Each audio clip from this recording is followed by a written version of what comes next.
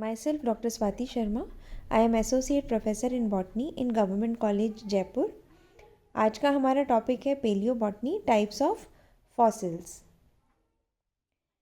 There are 7 types of fossils. 7 प्रकार के fossils में compression fossils, incrustations and casts, impressions, petrification और mineralised plants and coal balls, compactions और mummified plants, amber fossils and pseudo fossils. पहला है compression fossils. ये compression fossils जो हैं वो ग्रेट प्रेशर की वजह से फॉर्म होते हैं और इसमें जो स्ट्रक्चर होता है, ऑर्गन्स होते हैं, वो सब एकदम फ्लैट हो जाते हैं. सेडिमेंट्री रॉक्स के बीच में ये दब जाते हैं और एक के ऊपर एक कई लेयर्स इसमें सेडिमेंट्री रॉक्स की डेवलप होती चली जाती हैं और उनके प्रेशर की वजह से ये जो ऑर्गन्स हैं ये बिल्कुल फ्लैट हो जाते हैं. इनकी वर्टिकल लेंथ तो बिल्कुल रिड्यूस हो जाती है, ज़ीरो हो जाती है लगभग, और एक पतली सी लेयर के रूप में कार्बोनेशियस फ्लैट फिल्म की फॉर्म में ये फॉसिल्स जो हैं वो प्रिजर्व हो जाते हैं.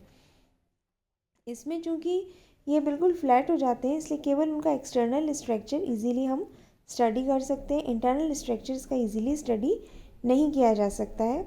इसमें जो प्लांट का कंप्रेस होने से, प्रेशर की वजह से एयर, उसमें जो हवा होती है, पानी होता है, वो तो बाहर आ जाता है और सेलुलर स्ट्रक्चर्स कभी रेयरली कभी इसमें सेफ रहते हैं, अदरवाइज़ ये सब डिस्ट्रॉय हो जाते हैं. पीट, लिग्नाइट और कोल कंप्रेशन फॉसिल्स के एग्जाम्पल्स हैं.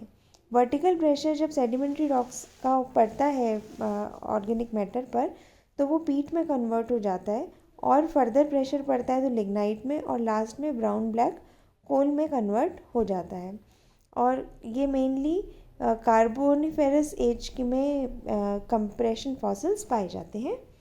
सेकेंड टाइप है इनक्रस्टेशंस एंड कास्ट्स. इनक्रस्टेशंस और कास्ट में एक तरह से एक सांचे के समान संरचना बन जाती है. जो एक्सटर्नल फॉर्म होती है वो प्लांट की वो पूरी तरह से प्रिजर्व्ड रहती है. प्लांट अपना कार्बोनेशियस सब्सटेंस तो लूज़ कर जाता है और इनर टिश्यूज़ का डिके हो जाता है. जो इंटरनल सॉफ्ट पार्ट्स हैं वो उसके डिस्ट्रॉय हो जाते हैं. प्लांट टिश्यू चला जाता है बाहर, मतलब डिस्ट्रॉय हो जाता है तो एक कैविटी सी बन जाती है जिसमें कि सैंड, मड फिल हो जाती है और फिर वो हार्ड हो जाती है. तो एक तरीके से उसका प्लांट का हमें सांचे के समान संरचना प्राप्त हो जाती है. इसमें फाइनली ये सॉलिड स्टोन की फॉर्म ले लेता है और एग्जैक्ट प्लांट मटेरियल की कास्ट यानी सांचे की तरह से संरचना बना देता है. थर्ड टाइप है इम्प्रेशंस. इसमें अगर लीव्स हैं और दूसरे ऑर्गेनिक पार्ट्स हैं, जब वो ज़मीन पर गिरते हैं तो वो वहाँ पर जो मिट्टी है उस पर एक छाप छोड़ देते हैं. इम्प्रेशंस मतलब वो एक छाप छोड़ देते हैं उसकी सरफेस पर, जिसको कि इम्प्रेशन कहते हैं. जो मटेरियल है वो तो डिस्ट्रॉय हो जाता है लेकिन वो जो इम्प्रेशन है वो परमानेंट हो जाता है. जब क्ले सॉलिड हो जाती है, स्टोन बन जाती है, तो वो इम्प्रेशन उस पर परमानेंट हो जाता है. इसमें रूट्स हैं, स्टेम्स, लीव्स, फ्लावर्स और सीड्स के इम्प्रेशंस प्रिजर्व होते हैं. इसमें सेलुलर मटेरियल तो एब्सेंट ही होता है, केवल एक्सटर्नल स्टडी की जा सकती है. नेक्स्ट इज पेट्रिफिकेशन और mineralised plants and coal balls. इसमें एक्सटर्नल और इंटरनल दोनों स्ट्रक्चर्स जो ओरिजिनल प्लांट के होते हैं वो यूं की यूं प्रिजर्व हो जाते हैं. इसमें जो फॉसिल है उसमें प्लांट की एक एक सेल, एक एक प्लांट टिश्यू एज सच ही प्रिजर्व हो जाता है. इसमें जो नॉर्मल सेल्स होती हैं सिलिका और दूसरे मिनरल्स के द्वारा रिप्लेस हो जाती है. जो सेल में सिलिका और मिनरल का डिपोजिशन हो जाता है और वो एक हार्ड स्टोन का फॉर्म ले लेता है. कई बार क्या होता है कि फॉसिल्स जब ज़मीन पे गिरते हैं तो वहाँ पे पानी बहता रहता है और पानी उसके अंदर चला जाता है और उसके साथ में कुछ मिनरल्स भी चले जाते हैं, सॉल्युबल मिनरल्स भी, जैसे calcium, magnesium, carbonate, sulphate, silicate, phosphate, iron. ये मिनरल्स भी पानी के साथ साथ उसमें इनफिल्ट्रेट हो जाते हैं प्लांट मटेरियल में. इससे क्या होता है कि उस प्लांट मटेरियल का कार्बन और carbon compounds, free carbon, carboxylic acid, humic acid, H2S, ये रिलीज़ होता है. और ये जो कार्बन और कार्बन कंपाउंड्स रिलीज़ होते हैं ये मिनरल के साथ रिएक्ट करते हैं. पानी तो रिमूव हो जाता है वहाँ से, लेकिन जो सेल में जो सॉलिड मटेरियल जो बचता है सेल का, वो उसके साथ में जो कार्बन कंपाउंड्स रिलीज़ हुए हैं वो मिनरल्स के साथ में रिएक्ट करते हैं, और जो सॉल्युबल सिलिकेट्स थे वो इनसॉल्युबल सिलिका में कन्वर्ट हो जाते हैं, आयरन पायराइड्स में कन्वर्ट हो जाते हैं H2S से रिएक्शन के बाद में।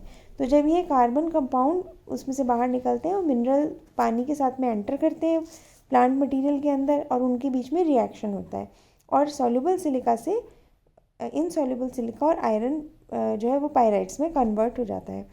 तो इस प्रकार से फॉसिल्स का इंटरनल स्ट्रक्चर भी हमको क्लियरली दिखाई देता है, क्योंकि ये जब अंदर जाके के मिनरल सॉलिड होते हैं तो ये एक एक cell, chloroplast, even nucleus, cell wall, wood, seed coat का स्ट्रक्चर भी हमें बहुत ही क्लियरली दिखाई देता है। तो इस प्रकार के जो फॉसिल्स होते हैं उनमें इंटरनल और एक्सटर्नल दोनों स्ट्रक्चर्स बहुत ही क्लियरली दिखाई देते हैं। इन्हीं में होती है कोल बॉल्स, जो पेट्रिफिकेशन और मिनरलाइज प्लांट्स हैं वो कोल बॉल्स में कन्वर्ट हो जाते हैं। ये पेट्रीफाइड प्लांट मटेरियल एग्रीगेट हो जाता है, इकट्ठा होकर के कोल बॉल्स बना देता है। इनकी शेप और साइज़ इरेगुलर होती है, कुछ मिलीमीटर से लेकर के 1 मीटर तक इनका साइज़ होता है। कोल के बीच में ये प्रिजर्व हो जाते हैं, और ये कैल्शियम और मैग्नीशियम के कार्बोनेट और पायराइट की फॉर्म में पाए जाते हैं। नेक्स्ट टाइप है कॉम्पैक्शन और ममीफाइड प्लांट्स।